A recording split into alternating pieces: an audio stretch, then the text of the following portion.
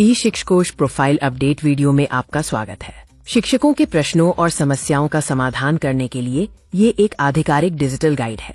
ये भाग तकनीकी समस्याओं का पूरा समाधान प्रदान करता है। बड़ी खुशखबरी ये है कि डोमिसाइल मूल निवास सर्टिफिकेट अपलोड करने के दौरान आने वाली तकनीकी समस्या को दूर कर दिया गया है। अब आप अपने सर्टिफिकेट का पूरा नंबर आसानी से दर्ज कर सकते हैं। प्रोफाइल अपडेट की प्रक्रिया अब पूरी तरह से सुगम है। कृपया समय पर अपना वेरिफिकेशन सत्यापन सुनिश्चित करें। प्रोफाइल अपडेट करने की 8 चरणों वाली प्रक्रिया यहाँ दी गई है। सबसे पहले पोर्टल पर लॉगिन करें और टीचर शिक्षक विकल्प को चुनें।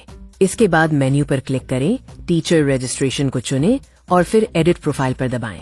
अपने मोबाइल नंबर, वैवाहिक स्थिति और पते की जांच करें और आवश्यकता अनुसार बदलाव करें। अपना डोमिसाइल सर्टिफिकेट अपलोड करें। घोषणा डिक्लेरेशन वाले चेकबॉक्स पर टिक करें और अंत में सबमिट बटन पर क्लिक करें। आइए दस्तावेज अपलोड करने के तकनीकी नियमों की समीक्षा करें। फाइल का अधिकतम आकार साइज 200 किलोबाइट्स होना चाहिए। केवल पीडीएफ फाइलें ही मान्य हैं, जेपेग पीएनजी की अनुमति नहीं है। पूरा सर्टिफिकेट नंबर दर्ज करना अनिवार्य है। केवल वैध और स्पष्ट दस्तावेज ही अपलोड करें, क्योंकि गलत जानकारी देने पर विभागीय कार्रवाई की जा सकती है। पते के सही वर्गीकरण को समझें। स्थायी पता बनाम पत्राचार का पता। स्थायी पता वो होता है जहाँ के आप मूल निवासी हैं और ये आमतौर पर जीवन भर नहीं बदलता है। डोमिसाइल सर्टिफिकेट यहीं अपलोड किया जाना चाहिए। पत्राचार कॉरेस्पॉन्डेंस का पता वो है जहाँ आप वर्तमान में रह रहे हैं और ये आपकी पोस्टिंग या कार्यस्थल के आधार पर बदल सकता है।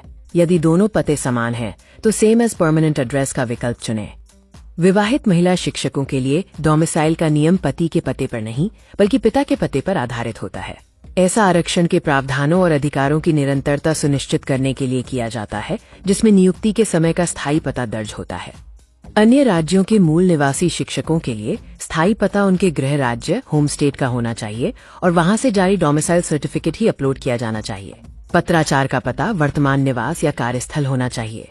दोनों पतों का अलग अलग होना बिल्कुल सामान्य है, इसलिए दोनों को अलग अलग और सही तरीके से दर्ज करें। यह तालिका प्रमाण पत्र की वैधता मैट्रिक्स को दर्शाती है। EWS और OBCNCL प्रमाण पत्र जारी होने की तारीख से 1 वर्ष के लिए वैध होते हैं और इन्हें रिन्यू नवीनीकरण कराने की आवश्यकता होती है। जाति, कास्ट और मूल निवास डोमिसाइल प्रमाण पत्र जीवन भर के लिए वैध होते हैं और इनकी कोई अंतिम समाप्ति तिथि नहीं होती। डोमिसाइल और जाति प्रमाण पत्र स्थायी पहचान है और केवल पुराने होने के कारण अमान्य नहीं होते।